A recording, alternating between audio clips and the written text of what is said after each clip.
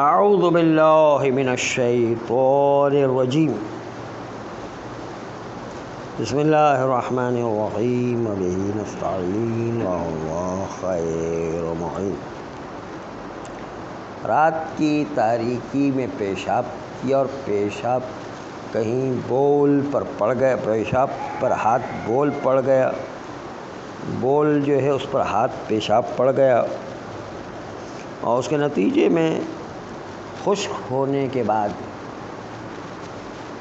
جب چہرے، بال اور کپڑے کو لگایا تو نجس ہوگا کہ نہیں، اور اسی سے نماز پڑھی ہے۔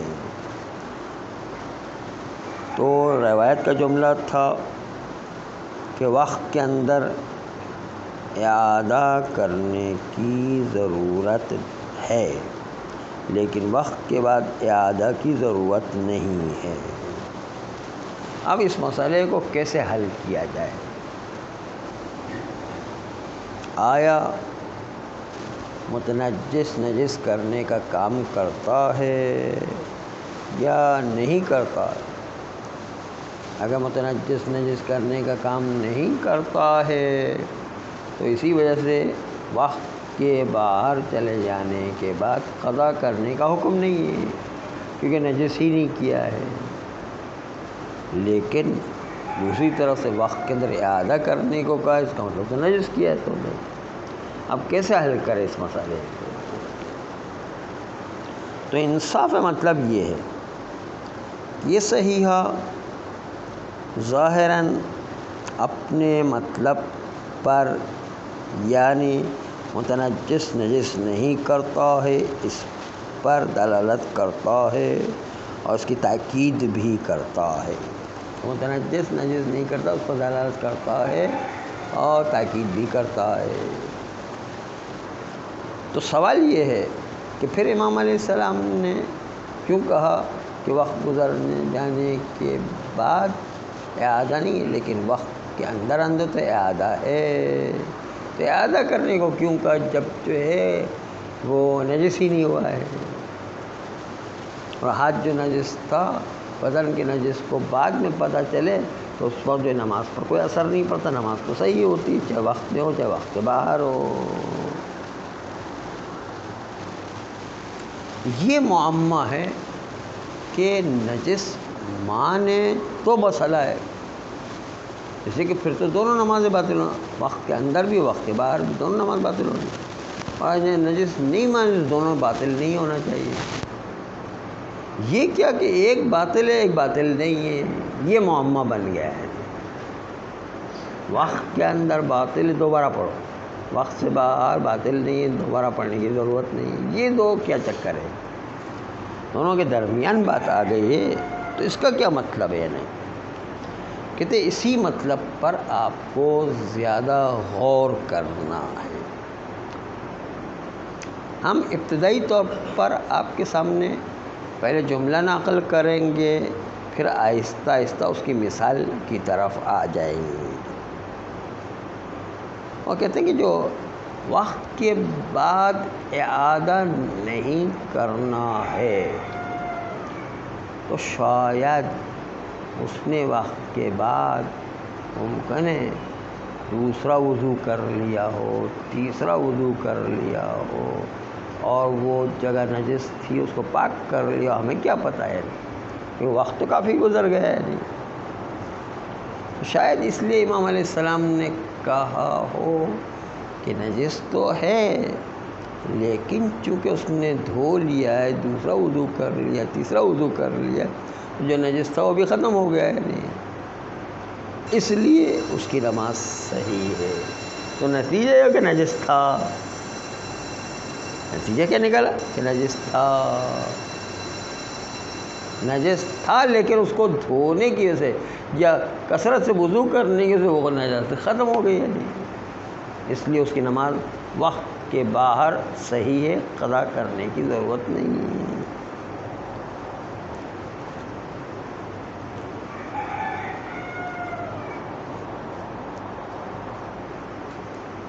جس طرح الٹا بھی ہو سکتا ہے امام علیہ السلام کا نہ اعادہ کرنے کی ضرورت ہے، قضا کرنے کی بھی ضرورت نہیں ہے۔ ہو سکتا ہے کہ یہ نجس ہی نہ ہوا ہو جس کے سے ادا بھی ضروری نہیں ہے اور قضا کرنا بھی ضروری نہیں ہے، جو بھی دونوں ممکن ہیں۔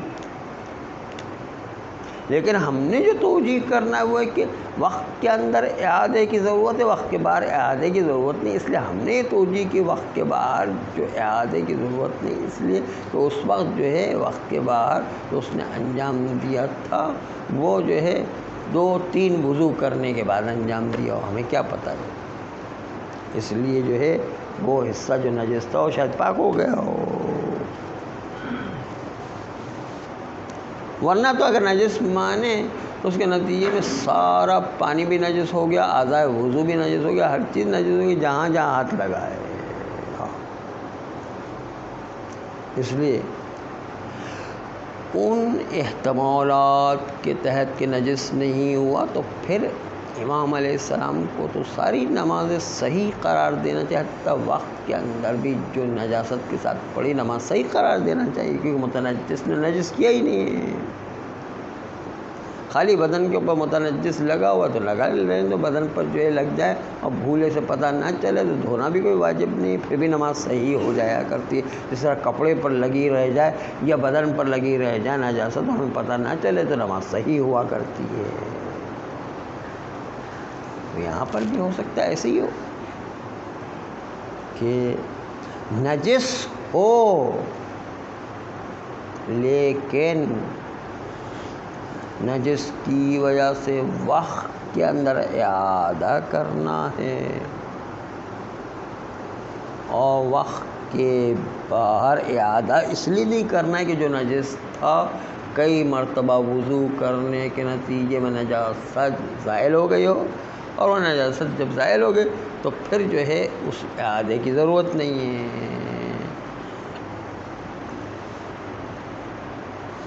یہ تھی بہترین توجیہ جو حتی الامکان ممکن تھی، ورنہ تو اس مسئلے کو حل کرنا بڑا مسئلہ ہو جائے گا کہ وقت کے اندر اعادہ کرنا، وقت کے باہر اعادہ نہیں کرنا۔ تو اگر نجس ہے تو دونوں میں اعادہ کرنا ہے، اگر نجس نہیں ہے تو دونوں میں اعادہ نہیں ہے۔ آخر جو ہے دو کے درمیان تقسیم کیسے ہو گیا ہے؟ خالی یہی ہے کہ نجس مانیں گے اس لیے وقت میں اعادہ کرنا ہے، خارج وقت میں بھی اعادہ کرنا ہے، لیکن چونکہ وہ کئی مرتبہ دھل چکا ہے اس لیے دھلنے کے بعد جب ایک نماز پڑھے گی تو اعادے کی ضرورت نہیں ہے۔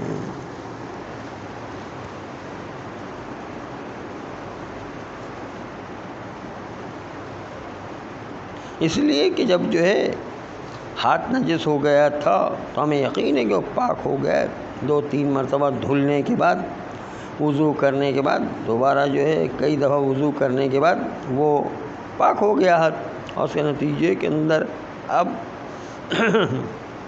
وضو کر کے نماز پڑھیں گے تو اس کی نماز صحیح ہوگی۔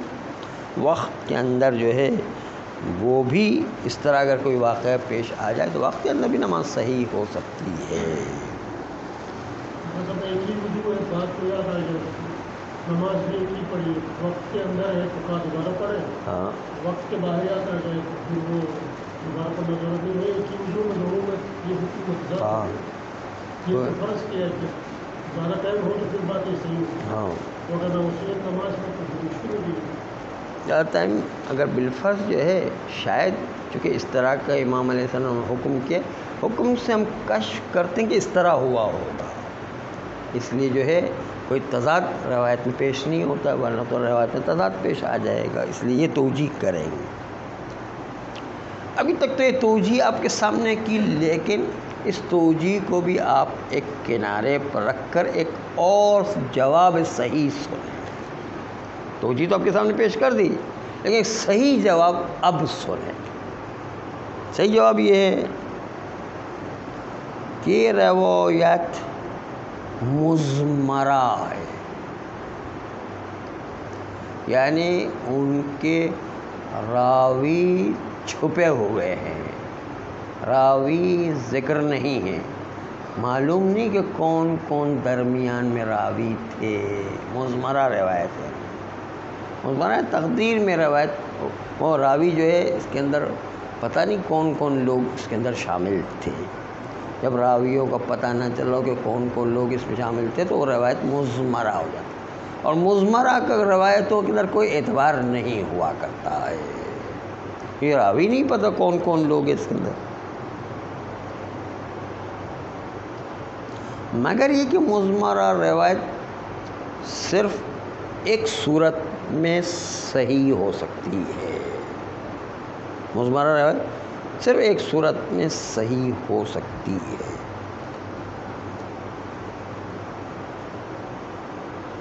کہ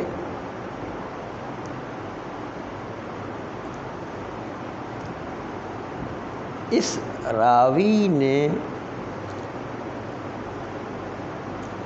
سوال کیا تھا، ہو سکتا ہے کہ وہ زرارہ، محمد ابن مسلم، علی ابن مہذیار کے لوگوں کی طرح کا سائل ہو.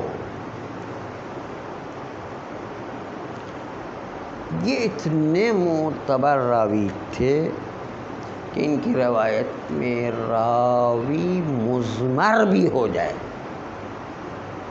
تو پھر بھی زرارہ کا نام ایسا ہے، محمد ابن مسلم کا نام ایسا ہے، علی ابن مہذیار کا نام ایسا ہے کہ ان سائلین و راویین ان کی حیثیت حدیث کے باب میں اتنی زیادہ ہے کہ اس سے پتہ چلتا ہے کہ سائل اتنی طاقتور شخصیت ہے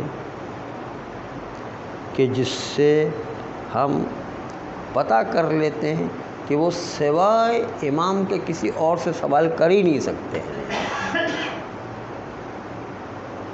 اس لیے انہوں نے حتماً امام ہی سے سوال کر کے یہ روایت پیش کی ہے،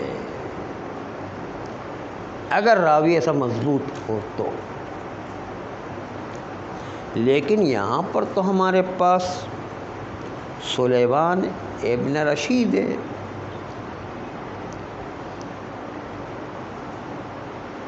اور سلیمان ابن رشید ان لوگوں میں سے کہ ثابت نہیں کہ وہ امام کے علاوہ کسی اور سے سوال نہیں کر سکتا ہے، وہ کسی اور سے بھی سوال کر سکتا ہے. اس لیے کہ وہ خود اہل سنت سے تعلق رکھتا ہے. سلیمان ابن رشید اہل سنت سے تعلق ہے، ضروری تھوڑی کہ امام سے ہی سوال کیا اس نے.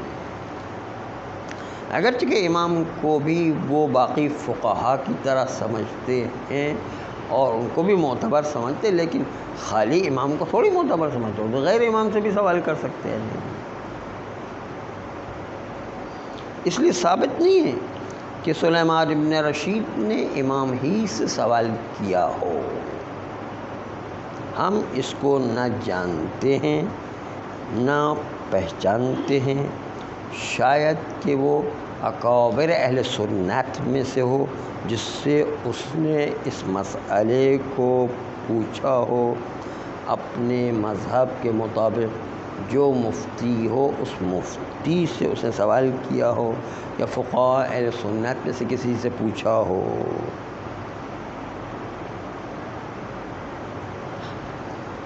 یہ یہاں تک روایت میں اصل بات آ گئی کہ روایت میں یوں ہے، اصل میں اس کا امام علیہ السلام سے پوچھنا کوئی ضروری نہیں ہے.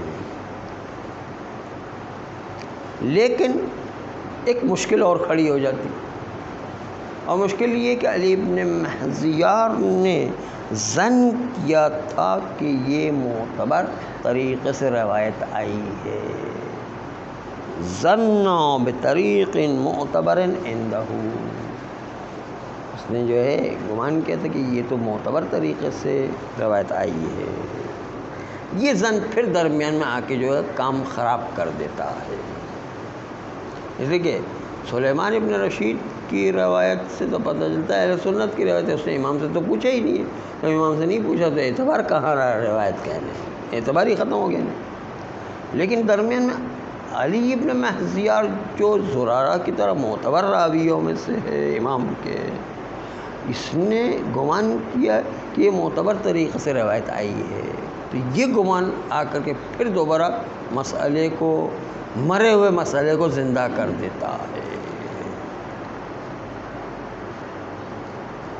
بلکہ شاید علی ابن مہذیار کو اطمینان تھا کہ اس نے امام سے سوال کیا ہے، تو آقا علی ابن مہذیار کا ظن یا اطمینان وہ دوسروں کی نسبت کوئی اعتبار نہیں رکھتا۔ ظن علی ابن مہذیار وہ سلیمان ابن رشید کی روایت کو صحیح نہیں قرار دے گا۔ ظن ان کے لیے، گمان ان کے لیے، اطمینان ان کے لیے، تو وہ خود عمل کر سکتے ہیں، لیکن باقی لوگوں کے لیے کوئی ضروری نہیں کہ وہ بھی اطمینان پیدا کریں۔ اس لیے باقی لوگوں کے لیے شاید یہ روایت اتنی اعتبار نہ رکھتی ہو۔ علی ابن مہذیار اگر ظن و اطمینان پیدا کرتے، ظن معتبر اور اطمینان پیدا کرتے ہیں، تو شاید ان کے لیے اعتبار رکھے، لیکن علی ابن مہذیار کی روایت جو ہے وہ سلیمان ابن رشید سے وہ درست نہ ہو۔ باقی لوگ کہتے ہیں ہمارے نزدیک سلیمان ابن رشید جو ہے وہ معتبر آدمی ہی نہیں ہے، تو ہم اس روایت پر کیسے بھروسہ کریں؟ اس لیے اگر ان کو کوئی اعتماد آ رہا ہے، ان کو کوئی اطمینان پیدا ہو رہا ہے، ان کو جو ہے معتبر روایت لگ رہی ہے، تو وہ ان کے لیے، ہر ایک کے لیے ان کے ظن پر یا ان کے اعتماد پر بھروسہ کرنا کوئی ضروری تھوڑی ہے۔ وہ کہیں گے بھائی نہیں، سلیمان ابن رشید یہاں پر درمیان میں موجود، ہم کیسے روایت کو معتبر قرار دیں؟ اس لیے علی ابن مہذیار خالی ہوتا اسی سلیمان ابن رشید کے بغیر تو ہم روایت کو معتبر قرار دیں، لیکن یہ سلیمان ابن رشید جو اہل سنت سے خود تعلق رکھتا ہے، اور ہو سکتا ہے اس نے غیر امام کسی اور سے پوچھا ہو، تو باقی اور لوگوں کی روایت جو فقہاء مکہ مدینہ حجاز ہے، ان کے جو ہے فتویٰ ہمارے لیے تو حجت نہیں ہے۔ بس اس لیے یہ ظن بھی کام کا نہیں ہے، یہ اطمینان علی ابن مہذیار بھی کام کا نہیں ہے۔ وہ خود ان کے اپنے کام آ سکتا ہے، ممکن ہے، لیکن ہمارے کسی کام کا نہیں ہے۔ بس اس لیے جواب صحیح یہ ہے کہ روایت اصل میں اہل سنت کی طرف نسبت رکھتی ہے، اور مضمرہ روایت ہے، اور مضمرہ روایت ہونے کی وجہ سے، مضمرہ نے کس سے سوال کیا؟ امام سے سوال کیا یا غیر امام سے سوال کیا؟ یہ نہیں پتہ چل رہا ہے، تو اب جو ہے پتہ ہی نہیں ہے کہ امام سے سوال کیا یا غیر امام سے سوال کیا گیا، یہ بھی پتہ نہیں چل رہا ہے، تو یہ روایت معتبر نہیں رہے گی، اور اس کی بنیاد پر یہ قابل قبول نہیں ہے۔